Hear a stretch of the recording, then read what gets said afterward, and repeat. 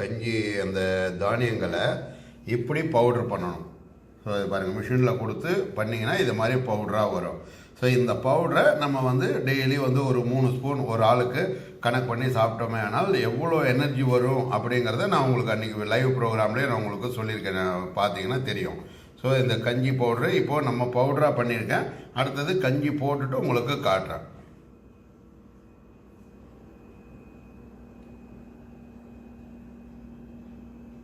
இப்போ இதை மாதிரி நம்ம வந்து என்ன பண்ணணும், தண்ணியில் மிக்ஸ் பண்ணியிருக்கோம். இப்போ 3 ஸ்பூன் மாவும் ஒரு 1.5 டம்ளர் அளவுக்கு தண்ணியும் நம்ம மிக்ஸ் பண்ணணும். அதே மாதிரி அடுப்பை பற்ற வச்சுட்டு கையை வந்து நல்லா கிளறிக்கிட்டே இருக்கணும், இல்லைன்னா உட்காந்துரும் மாவு, அதாவது அடி பிடிக்கிறோம். ஸோ அதனால் நீங்கள் என்ன பண்ணணும், பற்ற வச்சுட்டு இதை மாதிரி கிளறிக்கிட்டே இருக்கணும். இப்போ நான் வந்து இப்போ தான் வந்து இது பண்ணியிருக்கேன். அதே மாதிரி உப்பு போடணும் லைட்டாக. இப்போ வந்து மேக்ஸிமம் வந்து பாலும் சர்க்கரையும் சாப்பிட்றீங்க அப்படின்னா, பால் சர்க்கரை போட்டு சாப்பிட்றீங்கன்னா உப்பு போடாதீங்க. உப்பும் மோரும் போட்டு சாப்பிட போகிறீங்கன்னா உப்பு போட்டு வேக வைக்கணும். ஸோ இப்போ உங்களுக்கு இது வந்து கலக்கிறத காட்டுறேன். அடுத்தது கஞ்சி ரெடி பண்ணிவிட்டு உங்களுக்கு காட்டுறேன்.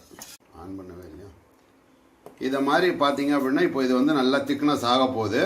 கொதிக்குது பாருங்கள் லைட்டாக. இந்த மாதிரி பண்ணும்போது நீங்கள் என்ன பண்ணணும்னா கை விடாமல் கலரணும், இல்லைன்னா மாவு அடி பிடிக்கணும். அந்த திக்னஸ் வர்றதுக்கு தான் நம்ம வந்து என்ன பண்ணுறோம், கொஞ்சம் தண்ணி ஊற்றி கொதிக்க வைக்கணும். நல்லா கொதிச்சுது அப்படின்னா திக்னஸ் ஆகிடும். இப்போ பாருங்கள், நல்லா தாராளமாக கொதிக்க பாருங்கள். இப்போ பாருங்கள், மறுபடியும் கஞ்சி நல்லா கொதிக்குது. அந்த பொங்குற ஸ்டேஜ் வரணும். இதை பாருங்கள், இப்போ லைட்டாக பொங்க போகுது.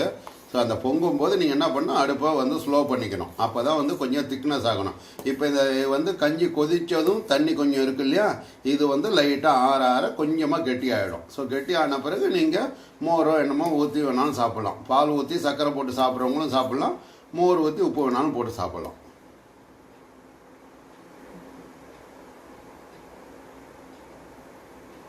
இப்போ பாருங்கள், நல்லா பொங்குற ஸ்டேஜ் வர்ற மாதிரி வருது பாருங்கள்.